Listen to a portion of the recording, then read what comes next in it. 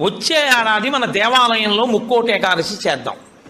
వచ్చే ఏడాది ముక్కోటి ఏకాదశి చేయడానికి నిజంగా అలా శరీరంలో పదార్థం వెయ్యకపోయినా నిలబడగలిగిన శరీరాలు ఇన్నున్నాయి.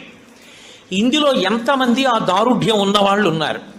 వాళ్ళని సప్తమి తిథి నుంచే మనం ఎలా సిద్ధం చేద్దాం. వాళ్ళని సిద్ధం చేసి ముక్కోటి ఏకాదశి నాడు ఎంతసేపు ఉండగలిగితే అంతసేపు ఉంటాడు. ఇక తప్పలేదు, 4 నీళ్లు గుటకలు వేయవలసి ఉంటుంది. నన్ను నమ్మండి, మీ ఉపవాసం పాడవాలి. శ్రీచక్రం టీవీ అది పుచ్చుకోకపోతే ఇక శరీరం పడిపోతుంది. ఇప్పుడు ధర్మం ఏమైపోతుందో తెలుసా అండి? ఆమరణ నిరాహార దీక్ష శాస్త్రమునందు అత్యంత మహాపాపము. మీ శరీరం పడిపోయే వరకు మీరు మీ ఏమీ తినను ఏమీ తాగదు అని భీష్మిస్తే ఆ వ్రతఫలం ఇవ్వరు, పిశాచత్వం ఇస్తారు. అన్నం తినకుండా నీళ్లు పుచ్చుకోకుండా ఎవడైనా శరీరాన్ని పడగొడితే వాడి జీవుణ్ణి పిశాచంలోకి ప్రవేశపెడతారు.